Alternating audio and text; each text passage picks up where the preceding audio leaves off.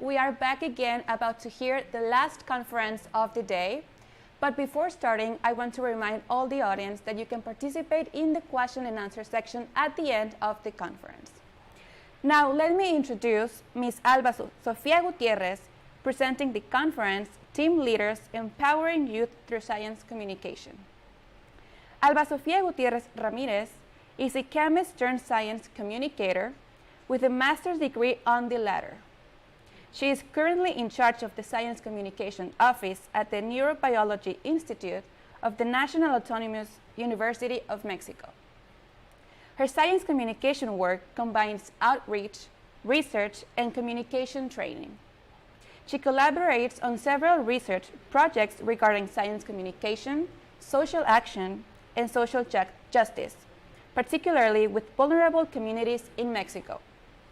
She has also been a consultant and project manager for knowledge and technology transfer objects, technological innovation, and university-industry collaborations.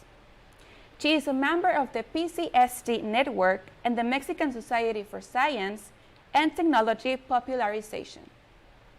She strives for cultural relevance of science communication to make science more accessible and pertinent for social action. So welcome, Ms. Gutiérrez, the mic is yours. Hi, thank you so much for this introduction. Is it okay if I share my screen? Yes. Yes, you can. Okay, I'm going to start sharing my screen then.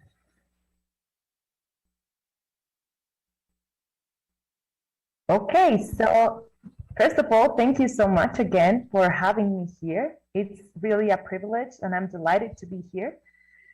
It's such a great opportunity to share with you some of the findings of my research work, and I think you may find it useful.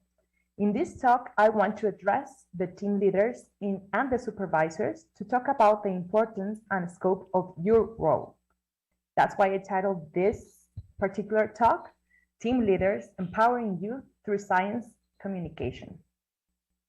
So the main idea that I want to convey in this talk is that you are a key factor on the way an interactive science outreach activity translates into your students' experience, because you mediate and build that communicative practice. So let's break this down bit by bit. First of all, I would like to share with you where I am coming from. So to introduce that, I would like to ask you, why do you do what you do?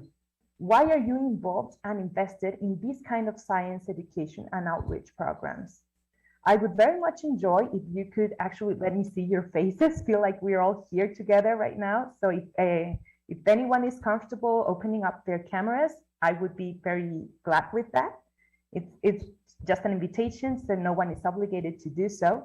But if you are okay with that, then thank you so much. Okay, I would like to ask you to go to the bottom part of your Zoom option strip at the bottom of the window and select in the reactions menu the one that feels more appropriate to you in this kind of catalog that I displayed here. So this is just a quick poll. Why do you do what you do? And you can share a reaction with a surprise face if the main reason, the one that speaks most to you, is that you want to promote your students' learning of STEM areas, that is science, technology, engineering, and mathematics areas. Okay, then you can put a heart if you want to spark your students' interest in STEM areas. A thumbs up if you want to motivate your students to eventually pursue a scientific career, and a clap of hands if you want to enable your students to have a positive impact in their lives and their society through their knowledge of STEM. So again, you find the reactions button at the bottom of your Zoom window. It's maybe hidden in the 3 dots option that's there. And there it says reactions, and then you choose the one that's best for you. So go ahead and do that so that I can know what is your main motivator for doing this. Thank you, Maya. Anyone else, or is everybody having trouble finding the option?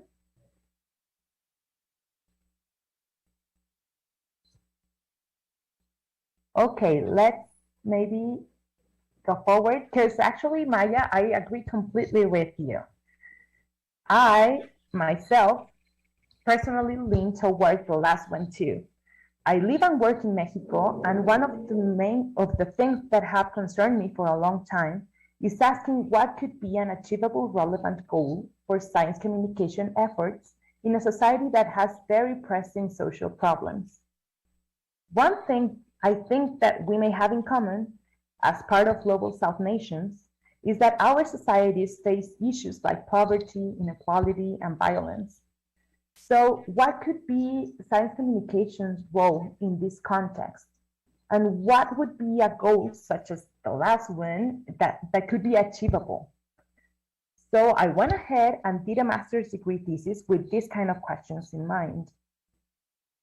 I worked with students that participated in an extracurricular science education and outreach program that actually shares a lot of the kind of efforts and community that gathers around this event, this conference.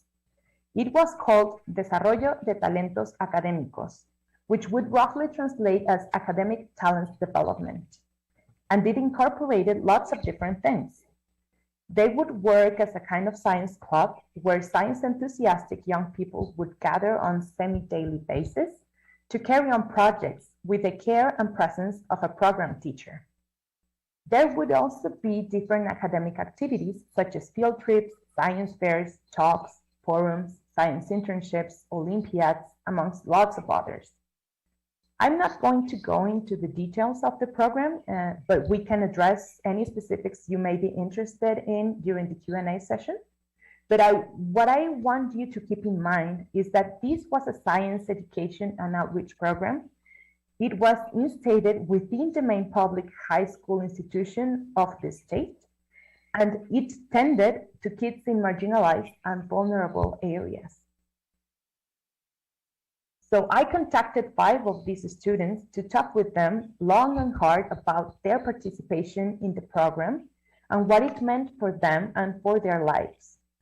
My premise is that any kind of social change needs people to mobilize it, and that if a science communication activity becomes a meaningful experience for the people that take part in it, then it could have something to do with their social actions. So the issue of how a science outreach activity becomes a meaningful experience when participants face adverse social context was one of the main issues of my work. This is when you appear in the picture, because you, the teachers, the facilitators, the team leaders, are mediators of the communicative practice. What I mean by that is that you orchestrate the elements, both material and symbolic, that interact in the activity to produce meaning. The scientific content, goals, resources, time and space, people, institutional factors. The way in which you build the interaction with the participants directly affects the kind of practice in which they take part. So for the students that I interviewed, this was characterized as either a school-like practice or an outreach-like practice. I'm going to share with you 3 key aspects of your mediation that determine which kind of experience they had. So the first one is authority. We have to keep in mind that for students, facilitators still represent an authority figure. One of the relevant aspects in which this authority is recognized is regarding their role as experts on the daily practice of the program. In this sense, the outreach-like practice meant that they provided guidance to navigate what science is and also the scientific content being explored. This is what I mean by an orientative kind of approach to authority. The second one is also related to mediating content in the sense of what topics are being addressed. For an outreach-like practice, it was very important that the decision of what content was being addressed resulted from a dialogic process that centered participants' needs and interests. Having the freedom and the opportunity to select the kind of topics that were going to be covered, instead of being told what to work on, was a key factor of a relevant outreach-like practice. The third aspect I want to highlight is the kind of interaction held between facilitators and participants. A horizontal interaction meant closeness, empathy, consideration, care, and trust in one another. This kind of relationship was built through interaction held on a regular basis around the program's activities.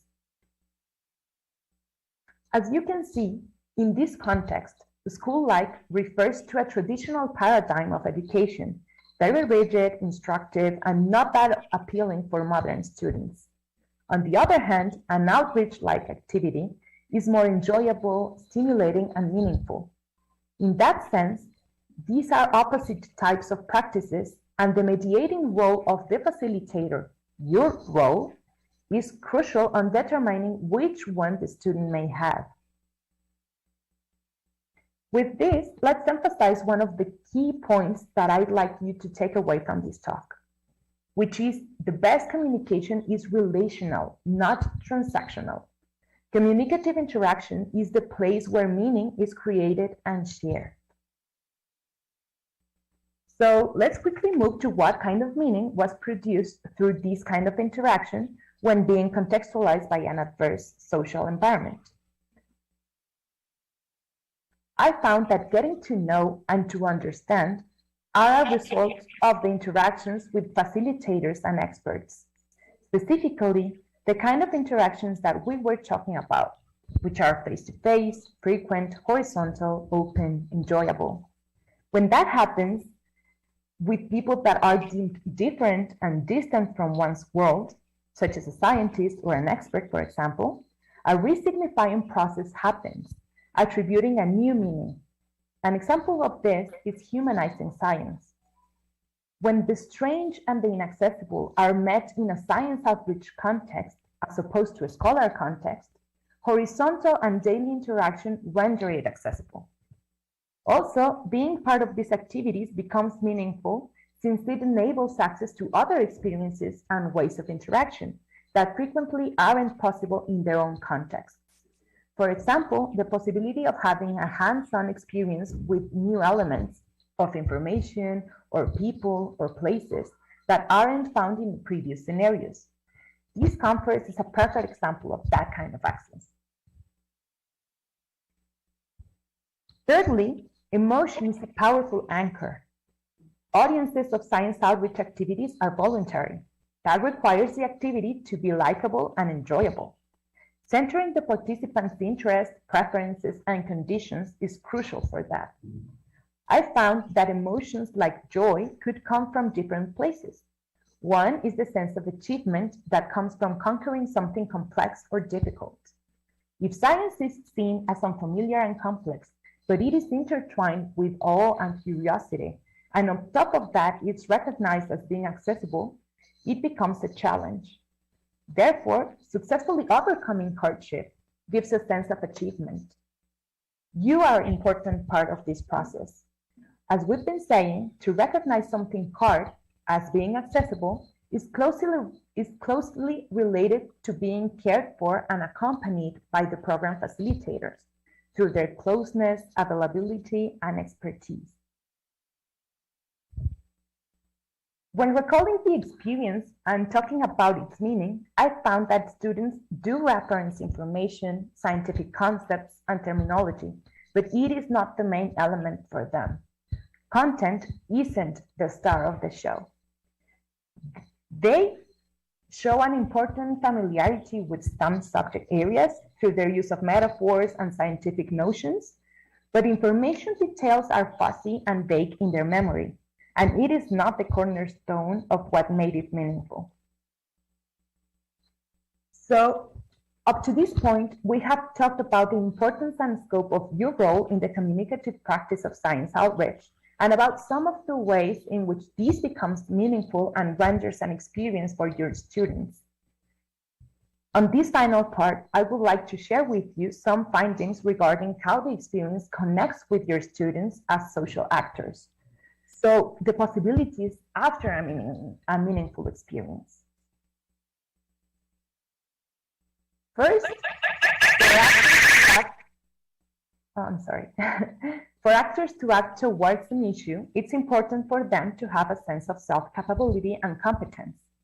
In that sense, gaining specialized skills to practice science, such as operating scientific equipment, undertaking a research project and communicating its results, meant demonstrating and reinforcing one's capabilities that previously might have not been considered accessible. Another source of this empowerment also came from the recognition given by authority figures, such as yourselves, and also from their own peers. Second possibility is that we have to consider that when contexts are constrained by issues, they often affect what is deemed as possible in someone's life. For students that participated in this program and had an experience such as the one that we have been describing, it provided access to new spaces, topics, and activities, and rendered them accessible through humanizing science and increased sense of capability and competence. Therefore, possibilities widened, even including science-related scenarios such as undertaking a scientific career path. And there is this final aspect of the possibilities, which is how problems are defined by these participants. So this kind of experience enforces science as a valuable tool and enterprise. Therefore, participants frequently end up seeing the world and its problems through a science-toned glass. For one thing, the value of the science communication experience was more frequently referred to in an individual dimension, meaning the individual problems that result from the social expectations and constraints and the possibility to escape them through participating in science-related activities and futures. But we have to acknowledge that not all problems are technical, and so much of what we face as a society is embedded in values, identities, and larger and more complex structures than the individual. As science communicators and educators, we must strive to reassess and enrich the vision and place that we give science as means to define unsolved issues. We should ask ourselves, is this the end of all, solve all kind of thing? And embed science in a more complex construction of reality. So to finish up, let's summarize what we just covered. I'm sure that a lot of this resonates with your experience and maybe even sounds like common sense since all of you are seasoned educators, right? So first, we have covered that communication is relational. You have to build a meaningful experience through interaction. Second thing is that as a mediator, you can promote an outreach-like practice. That means being orienting, dialogical, and horizontal. Thirdly, content isn't the most important thing. I'm well aware that very frequently we are measured by how far along we got in the classes program, or if our students answer correctly to some question. But we have to acknowledge that access and emotions give meaning to a practice. Content is actually second to that. And finally, the possibility of contextualizing science in society. So I invite you to go beyond valuing science through only personal experience or implications and walk it into a more complex scenario of social values, identities, and culture. So I don't have all the answers, and this is by no means a recite, but I wanted to provide you some elements to think in a fresh, revitalized way about your role and its possibilities, gathering strength from science communication for these kind of efforts especially. So thank you so much, and I would be so happy to receive any questions or comments in this Q&A session that we can start now. And here you can find my email if any of this you would like to talk further, or you have any other questions that you don't want to share here. Thank you so much again. Thank you so much, Ms. Gutierrez, for such a fantastic conference. Let's start the question and answer section. For our viewers, remember that you can write your questions in the chat and we will read them. And for APCYS participants, please raise your hand on the screen and we will give you the floor to ask your questions.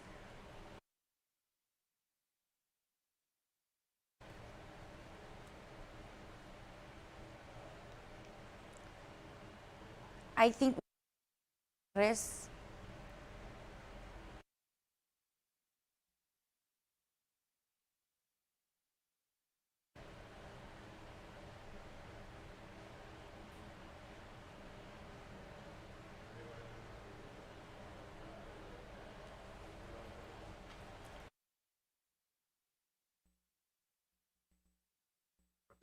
Can you hear me?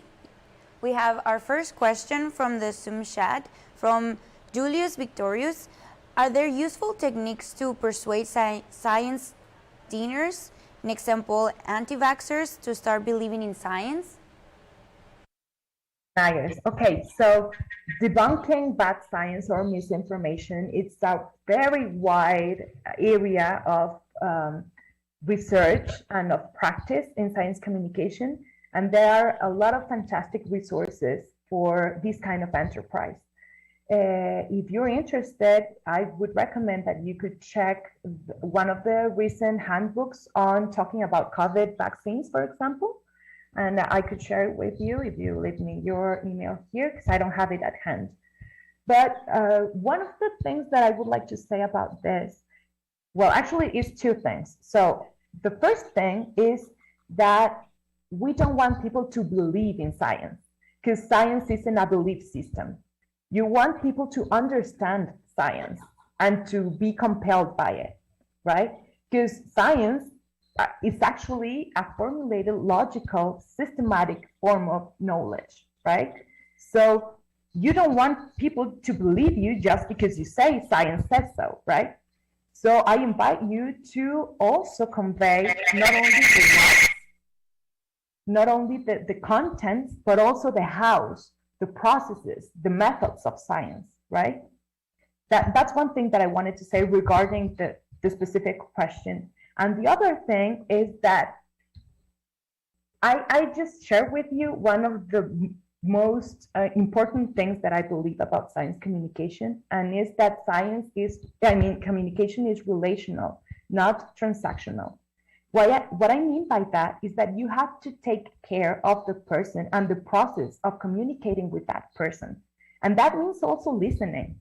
So you have to consider that people that are anti-science are not usually anti-science because they are bad people or because they are dumb or anything like that. It's because they believe that that kind of information is truthful or that it could help some other people, right? So you have to listen to this kind of worries of this kind of insecurities and address those, because you don't convince anyone by calling them stupid, right? So I invite you to kind of get into this concept of communication as an open way of building knowledge, of building mutual meaning, right? And then after you also take care of this relationship with the people that you want to communicate with, then put in there the science, put in there the facts, but consider also ideologies and consider also these other factors, these other social factors that are going to be intertwined with the communication practice that you do. Thank you so much for your answer, Ms. Gutierrez. We have another one. What kind of activities can we do to integrate these ideas into the classroom? Okay, so more than an activity specifically, what I wanted to share with you is the way in which you undertake the activity. So this has to do with, for example, it's more likely to be implemented in spaces that are interactive and face-to-face. So I'm well aware that right now that's very difficult to do, but we can try to use different technological mediation to kind of get into this interaction space as a new way, right?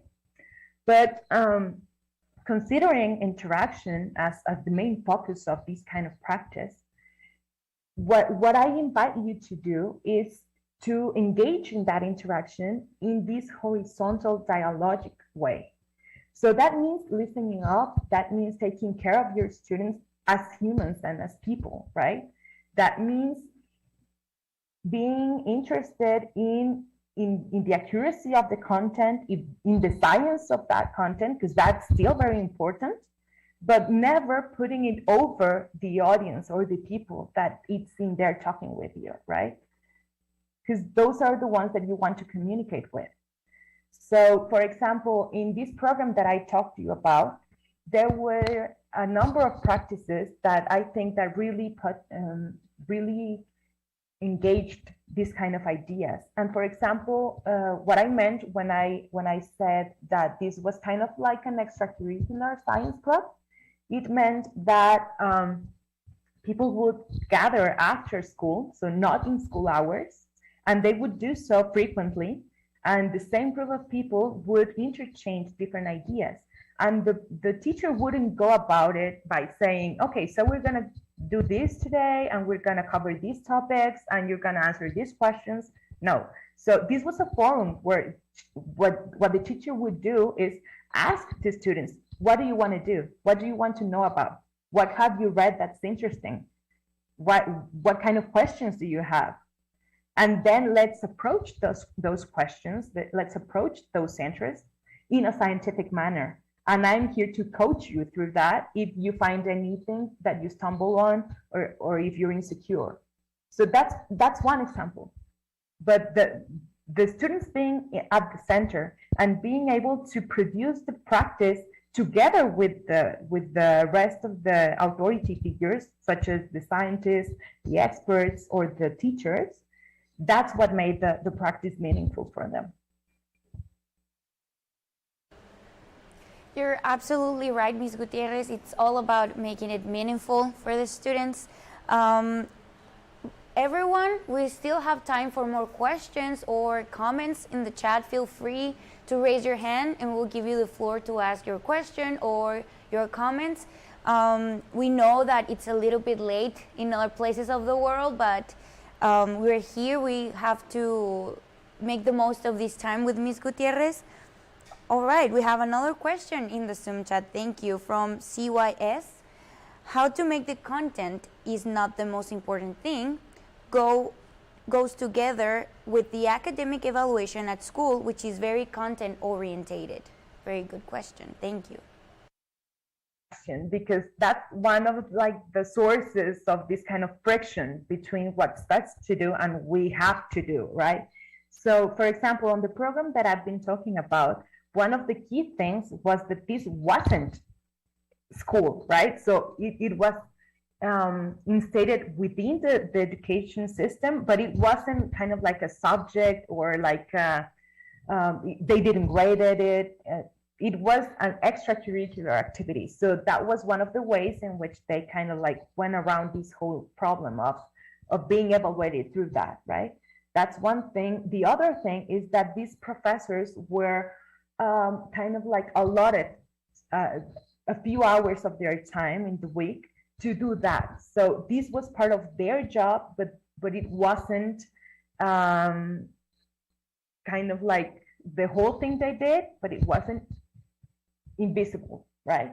So all of these things have to do with having the correct institutional environment for that, right? So the people that the decision makers in the educational system being already sensible or sensitive to this kind of approach and being able to kind of create these spaces where there are other logics working, right? I know that that's not always the case and that is not always possible, but it's one way you can go about it, right? So try to reach out to your decision makers in your institution and show and talk about this kind of approach and the benefits that it carries, right? That's one way. The other way, I think, is to remember that content is kind of like the excuse, is the medium through which you go and work in the important stuff. So I'm not saying that you should toss content out the window. It's not like that. Content is very important. And after all, we are communicating science. So science is at the top of the content list, right? But what I mean is that you don't crush people with content. You take people and then you provide the opportunity through content. So I would say that it's kind of like a turn, right, in the vision or the paradigm or the approach. Not to toss out the window the content and not to ignore it, but to use it differently. I'm not sure if that it's a relevant answer for your question. I hope it is. I'm sure it did. Thank you so much, Ms. Gutierrez. Well, if we don't have any more questions or comments, I think we will end the conference. Thank you very much, Ms. Gutierrez, for such an amazing conference, and everyone who participated. We definitely have learned a lot today. Thank you. And thank you all for sticking around and listening to me. See you. Well, thank you all for watching today's programming. Please keep following on tomorrow's session, which will be the last day of this great week of APCYS 2021. We will have the conference, Quasars, a Case of Study for the Scientific Method by Mr. Alfredo Manriquez, and the awarding ceremony. Thank you. Bye-bye.